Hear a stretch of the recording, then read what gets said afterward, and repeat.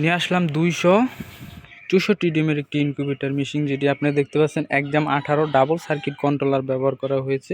পাশে যে কন্ট্রোলারটি দেখতে পাচ্ছেন এটা 3001 কন্ট্রোলার ব্যবহার করা হচ্ছে ব্যাটারির জন্য, ডিসি কন্ট্রোলার। চলুন আপনাদেরকে খুলে দেখাই মেশিনের ভিতরের কন্ডিশনটা কীরকম রয়েছে।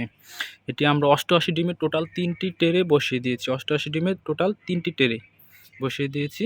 নিচে 88 ডিমের একটি হ্যাসার রেখেছি।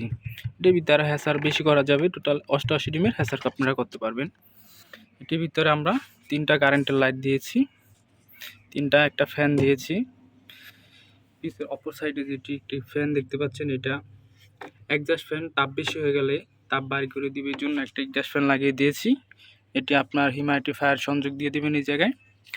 আমরা পর্যাপ্ত পরিমাণ অক্সিজেন ঢোকার জন্য পিছনে আমরা ফাঁকা অনেকগুলো ছেদা করে দিয়েছি। ওপরে সেন্সর রেখেছি, যে তাপ বেশি হইলে অটোমেটিক যে আপনার বন্ধ হয়ে যায়, এই জন্য উপরে আমরা সেন্সর দিয়ে দিয়েছি।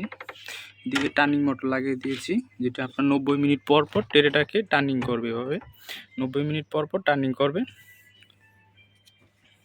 তো যেই কোয়ালিটির টেরেটা আমরা ব্যবহার করি সেটার ভিতরে আপনারা কোয়েল পাখি, দেশি মুরগি, হাঁস, টার্কি মুরগি সব কোয়ালিটির ডিম আপনারা এটার ভিতরে বসিয়ে দিতে পারবেন, কারণ এটার কোয়ালিটিটা অনেক সুন্দর। সব কোয়ালিটির ডিম এটার ভিতরে বসানো যাবে। চলুন আমরা এখন বাহিরের কন্ডিশনটা আপনাদেরকে দেখাবো।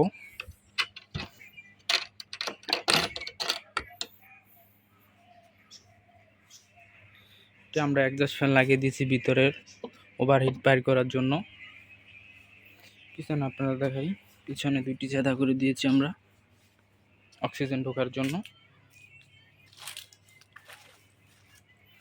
ডিম দেখার জন্য আমরা একটি গ্লাস লাগিয়ে দিয়েছি, যেটা দিয়ে সম্পূর্ণ ডিমগুলো আপনারা ভিতরে কী অবস্থায় আছে, কী কোয়ালিটি, কী পর্যায়ে আছে সেটি যে আপনারা দেখতে পারেন। এই জন্য আমরা ভিতরে একটি গ্লাস লাগিয়ে দিয়েছি, সুন্দর দিয়ে ডিমগুলো দেখানো যায়। অনেকেই গ্লাসটি ব্যবহার করে না, তবে আমরা কাস্টমার খুশি হওয়ার জন্য এই গ্লাসটা আমরা ব্যবহার করে থাকি।